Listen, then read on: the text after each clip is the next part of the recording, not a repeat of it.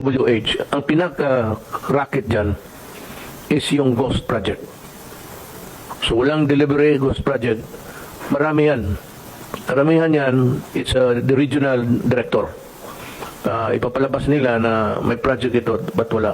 So the best way is to conduct an audit of those projects to determine if they are ghost projects or not. And I think they are plenty. And I dare say that ang pinakamarami siguro matanggal will be from DPWH. I really intend to clean government. At least kung hindi ko kaya, maminus-minusan ang kurakot sa gobyerno. Yan na lang ang konsuelo ng tao na mahuli at mapreso.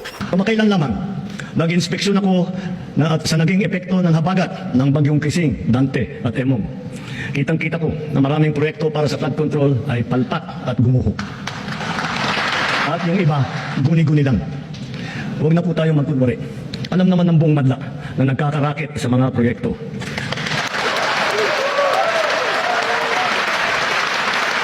Mga kickback, mga initiative, errata, SOP, for the boys. Kaya sa mga nakikipagsabwatan upang kunin ang pondo ng bayan at nakawin ang kinabukasan ng ating mga mamamayan, mahiya naman kayo sa inyong kapwa Pilipino. Mahiya naman kayo sa mga kabahayan nating naanod o nalubog sa mga pagbaha. Mahiya naman kayo, lalo sa mga anak natin na magmamana sa mga utang na ginawa ninyo ang binunsan nyo ng pera.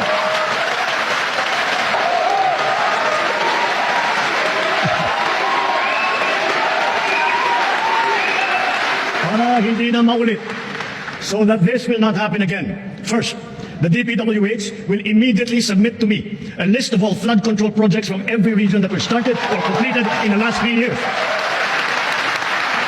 Second, the Regional Project Monitoring Committee shall examine that list of projects and give a report on those that have been failures, those that were not finished, and those that are alleged to be ghost projects.